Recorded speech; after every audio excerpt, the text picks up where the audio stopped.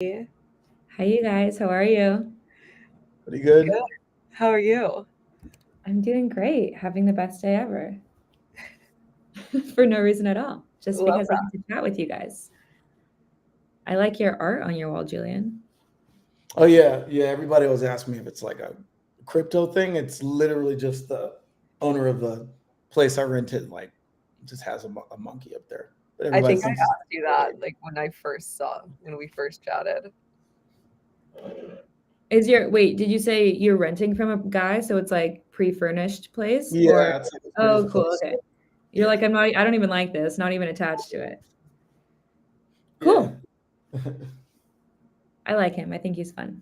Um, Looks like we have some people on the call, so let's dive into it. Good afternoon, everyone, or good morning, wherever you are in the world. My name is Kenzie, and I'm on the marketing team at DYDX. And today we're joined by two of our amazing recruiters to talk about working in crypto, how to land your first job, and some positions we have open now. So I'll pass it over to you guys to introduce yourself. Just give a quick little spiel on who you are and how you came to be a recruiter at DYDX. So, Julian, we can start with you. Okay, cool. So, hello everybody. I'm Julian Richard. I've been at DYDX for about 2.5 years now. Prior to this, I was working at Amazon for a few years, supporting like Alexa and advertising, and then I worked at Meta, formerly Facebook, for 3 years before that, and primarily done engineering recruiting with some AI recruiting as well prior to starting DYDX. Cool. Maddie, how about you? I'll go.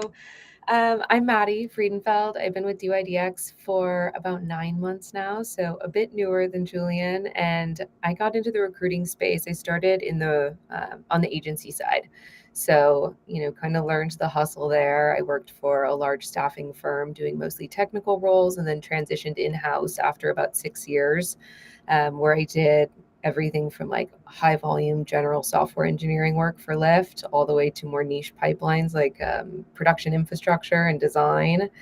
And then a couple years ago, I worked for an NFT startup. I was recruited by some previous leadership at Lyft to work for Sorare, where I helped build out their design and engineering teams. And now I'm here. Amazing. Yeah, Maddie, I feel like you just gave a good little explanation of how you ended up in crypto. But Julian, I'd love to hear from you. Like, how did you go from maybe recruiting or working at more traditional tech firms to working at DYDX? Yeah, thanks. I had done the thing, big company thing for like 7 years, and I knew that I wanted to try something different. And so this is like 2021 when I decided I wanted to make a change, and I wanted to go to a space that was growing.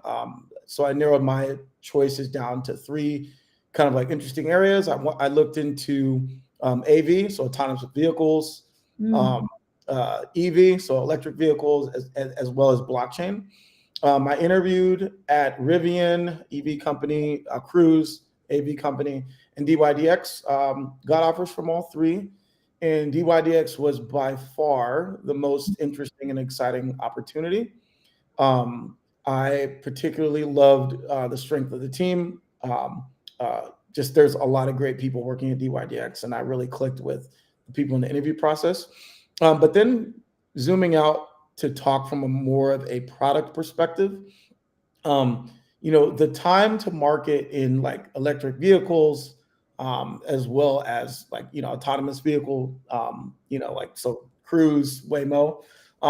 There's been a lot of like headway made in EV and AV, but growing up in the tech age, I'm very much have like ADD, and so what I love about Web3 is that you can push out products really fast, and see the impact of the work you do. So I was just also really excited about how quickly Web3 moves, and so that's why I ultimately chose to go to DYDX. Cool. Yeah, I love that. I think if I'm not mistaken, maybe you dodged a little bit of a bullet from Cruise. I know they've been in some hot water lately, but Rivian did come out with a cool new car design that I liked. So glad we got you instead of them. So let's dive into it. I know DYDX is hiring for a bunch of jobs. So do you guys want to talk first about some of the roles we're hiring for and maybe some things that you guys consistently look for in different candidates. Yeah, I'm happy to jump in, Jules, and take the first part of this at least and talk about priorities.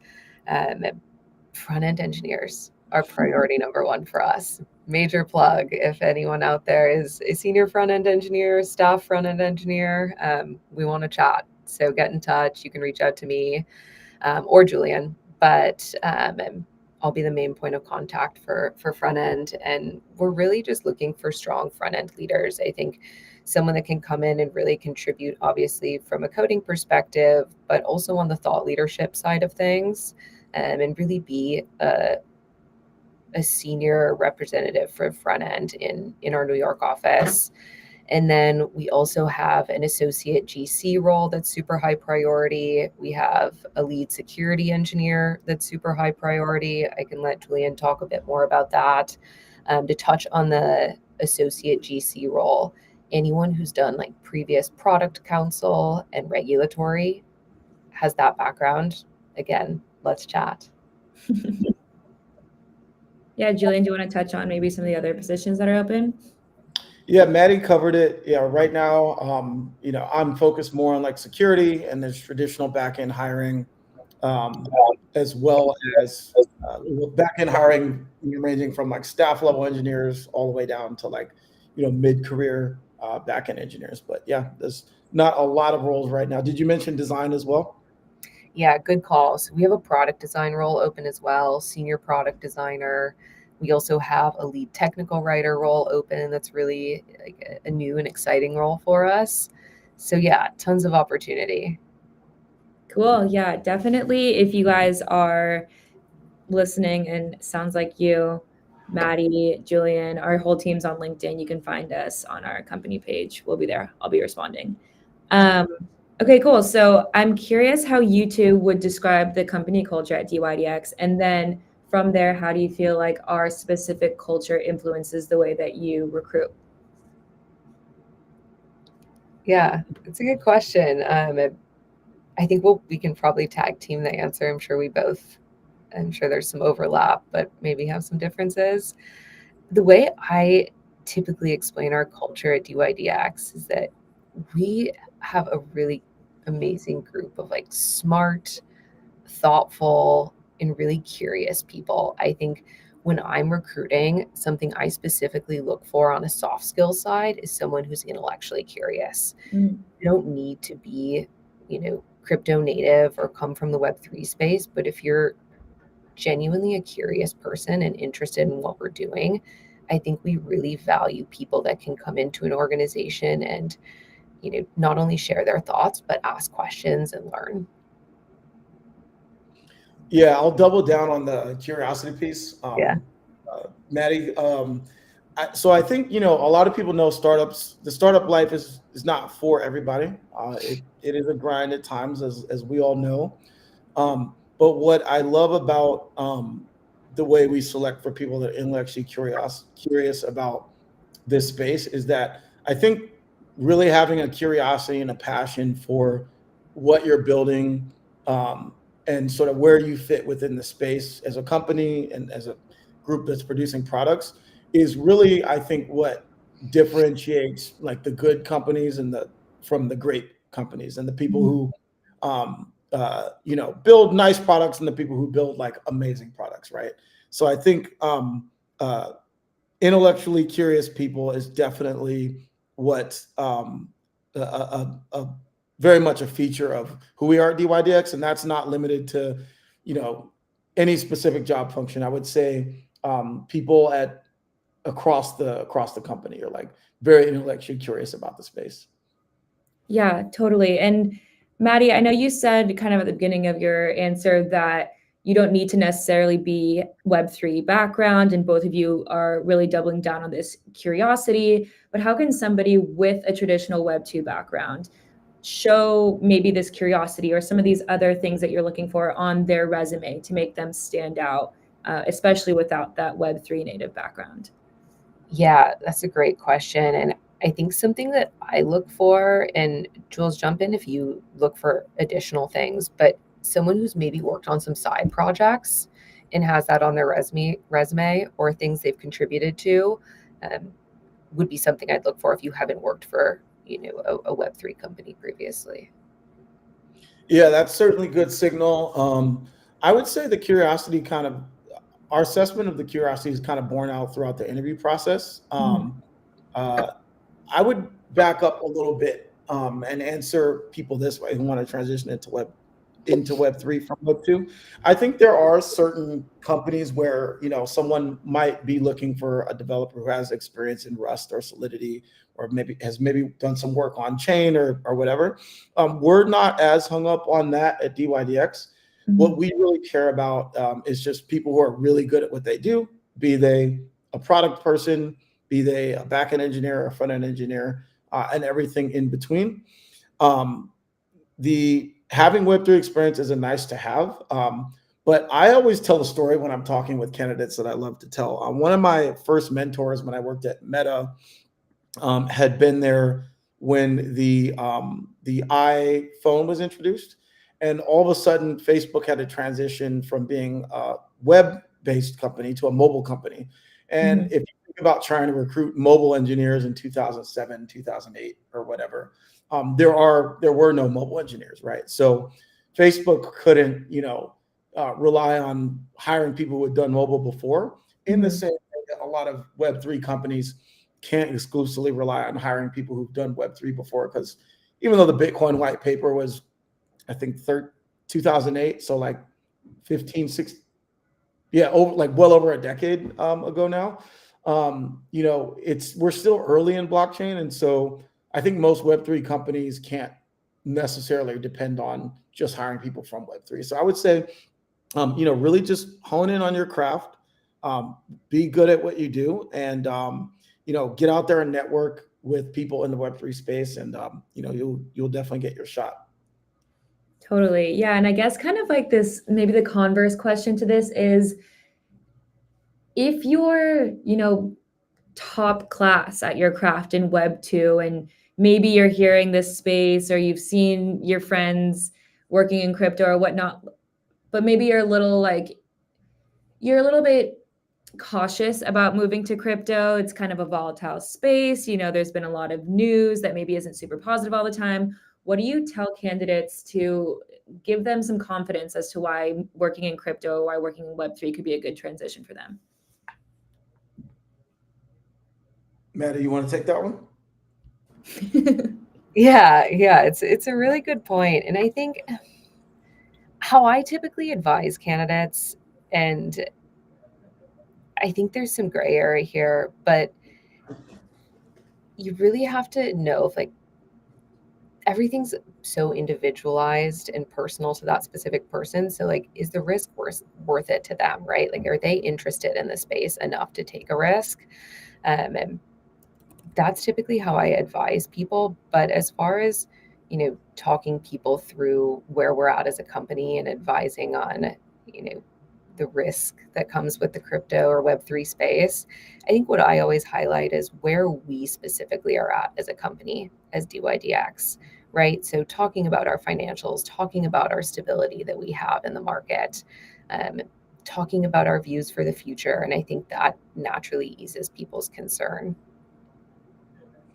Yeah, I would piggyback off that and say, Web3, and not to, speak disparagingly of other projects in Web3, I think much like the .com era, there's a lot of venture money that was thrown around at times, especially going back through, the bull markets of like 2021 in the space. And of course, now with the price of, crypto ripping, there's a lot more venture money being thrown around. So no doubt there are elements of the Web3 space that are risky. It's a very volatile space. But to Maddie's point, we are very well capitalized. Trading itself, while there are a lot of use cases that are yet to be proven as viable, trading and speculation within crypto is a proven use case and a financially,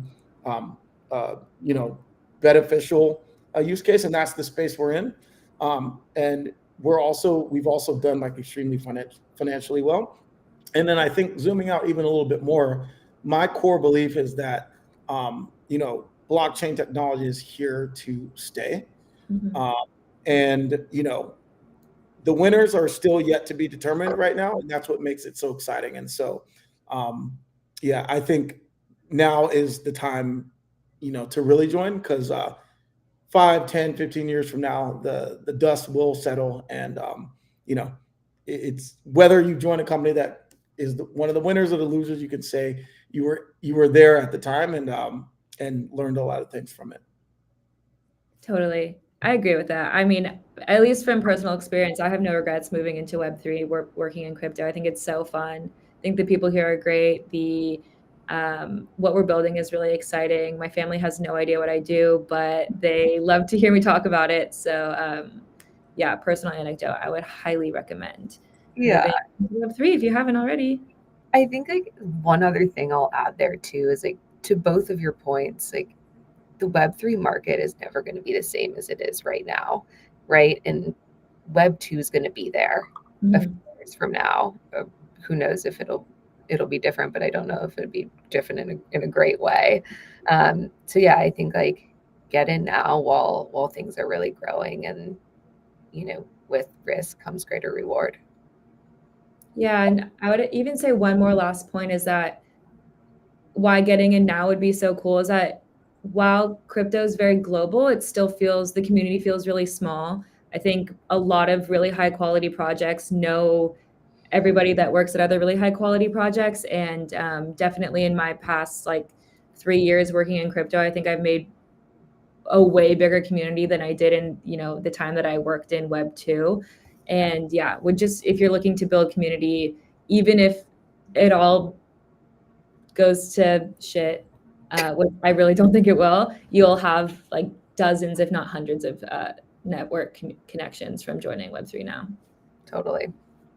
Cool. Okay, so somebody asked in the chat, I think this is a really good question. They asked if we're remote, and I'm curious. I know that we're kind of moving more towards looking for people in New York. So, with a lot of folks looking for remote work, how are we balancing looking for a more New York audience versus a remote audience, and how does that affect the recruitment process?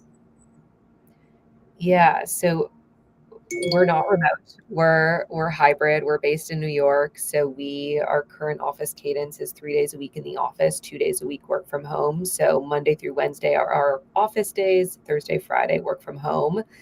And I actually personally think that more so than ever, people are looking to get back to some sort of in-office environment. I think over the past few years being mostly remote, people have really been starved of like the one-on-one human connection.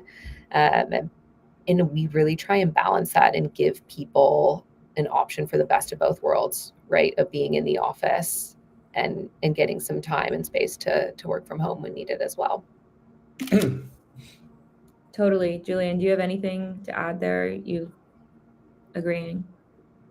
Yeah, it's definitely a challenge hiring in New York only, but I do think our culture, our in-office culture, does make us pretty special. So Yeah. Yeah, and I guess to touch on that, so we talked about like why you'd want to move to Web3, yada yada yada. But what do you think are the perks of working specifically at DYDX? And if someone's choosing to apply between DYDX and another crypto company, what's your selling point? How do you guys get people to take our offer versus someone else's? someone else in Web3, Yeah. just broadly. Just like another crypto company. Like, why would you want to work at DYDX? Like, not the obviously not the why is Web3 better than Web 2, because we already kind of touched on that. But what are some perks about DYDX specifically that you think that you guys use as a selling point when talking to candidates? I have mine, but Julian, if you want to. No, you go ahead. Okay. So we've been chatting about this a lot as a recruiting team lately, and like what really sets us apart and how we can showcase that to candidates. And I think for us, it's our people and our culture. And, we can, of course, touch more on like perks and benefits and the tangible things that we offer that are like really cool. But I think bringing where we see a lot of success and when we see people get most excited about DYDX is when they come in and they meet the team, right? We've seen this time and again where we have people come to lunch or dinner or even just come into the office for the day and get to meet us. We have such a genuine and collaborative group of people that I think that lands really well with candidates. And it's just a great group of people to work with. But on top of that, I think we also go above and beyond to take care of people, right? We cover 100% of medical benefits, 99.9% of vision and dental. We have a 401k match, commuter benefits, wellness stipend, 2 offsites a year that are essentially just like fun vacations with your coworkers. We sponsor you to go to 2 crypto conferences anywhere in the world each year so you can continue learning in the Web3 space. Yeah, we go above and beyond there. Yeah, major plus one to that. Yeah, I can't think of well, you have a better perspective because you worked at another crypto company before coming here. This is my first startup, and I'm very well aware that most startups are not like this in terms of just like how successful we've been and how we can support people. But I also do want to shout out like our other folks on our people team that really helped out the culture, especially Andrea and Lindsay. They do a great job putting together events, team stuff. We do offsites annually where we all go to like some awesome location and bond as a team. So yeah, I really like how leadership is like rounded out the company with folks like that. Yeah, agree. And like definitely plus one to like Dre and Lindsay. For context, you guys, Dre is our amazing workplace experience lead, and she goes above and beyond with events. And events are always optional, right? I know it can sound exhausting to do more events after work, but these events aren't exhausting. If anything, they're more energizing, and she really designs them that way. We did a poker night at the office last night. We did a really great dinner at this place, Nemesis in New York, the week before. We go to amazing Friday lunches, or we'll go out to like a bougie lunch at Balthazar or Cheval. So yeah, plus one, she really goes above and beyond to do these fun events and make things as collaborative as possible. Yeah, I would like chime in here too and say that Antonio is so big on culture and he's so big on taking care of his employees. I think he's definitely of the mindset of, if you're going to work hard for me, I'm going to make it the best possible place for you to work. And I think all of us feel very spoiled and makes us work harder. And that's a really good culture to have, is where everyone feels really taken care of. So we all work really hard, which inspires everyone else to work hard too. So yeah, shout out to major upper leadership too for everything they do for us, because they definitely don't have to, and they do it because they love us. Totally. And actually, that's like one other thing. I think this is my favorite thing that we do, and it's small, but it's to your point about leadership really leading by example. Every single day that we're all in the office, we sit down and eat lunch together. And it's not just ICs, it's Antonio himself sits down with us and talks with all of us over lunch. George sits down, Evo sits down. I think having the leadership there and having that direct line to leadership and getting to chat with them over lunch each day is unique and pretty special. I agree. Yay. Love them. Love DYDX. Okay, well, I'm convinced if I wasn't already working here, I'd be applying. Okay, so I kind of want to move to some more like, oh, Julian, I know you have to hop. So we'll wrap up. We don't have any more time. 4 minutes left on the clock. We just got too excited to talk about DYDX and recruiting here. So maybe I guess round 2. Yeah, we can come back again. We can do a little async moment. So I guess like the last question I want to ask is, how are you guys iterating your recruitment process based off feedback from our team, feedback from candidates, and especially feedback from candidates who maybe didn't get chosen in the process? Yeah, look, feedback is arguably like the most important thing, right? And I think especially given our culture and being so focused on feedback internally, something we do as a recruiting team is constantly pulse checking with our candidates for feedback. I know I check in with people at each stage of the process, and I think it helps us continuously iterate and improve our processes. So yeah, I think just checking with people after their technical screens, asking what went well, what didn't go well, what would have helped them ahead of time, right? Something that Julian and I both do is we always prep candidates ahead of their each phase of the interview process. So I think checking back with people and being like, hey, like, what could I have told you ahead of time to help you prep better for this is a great question where I typically get useful feedback. Jules, anything you want to add? Yeah, I mean, there's a number of different, ways you can iterate on the interview process. I mean, selling the company has been different. We've shifted. We used to have people do interviews like remotely. Now we try to get them to do them on site as much as possible. We think it works to the benefit of people collaborating with the people who are interviewing with them, because we do like project-based interviews, which are pretty cool, where you come in and like do a project. Could be working on a mock system that we built at DYDX. You also get a chance to look at get a sense of what it's like to be in the office and be in the culture. But yeah, there's a number of different ways that we've iterated on the process over time. Amazing. Well, Julian, Maddie, thank you guys so much for joining. I think this was really insightful. Hopefully, if you're listening in and you want to see what open jobs we have, it's boards.greenhouse.io/DYDX. Or you can check out our LinkedIn, just search DYDX. We're there. You can find our jobs. And we'll review your resume, and hopefully you'll be joining our team soon. So yeah, again, Maddie, Julian, thank you so much. Let's do this again. Thanks, Kens.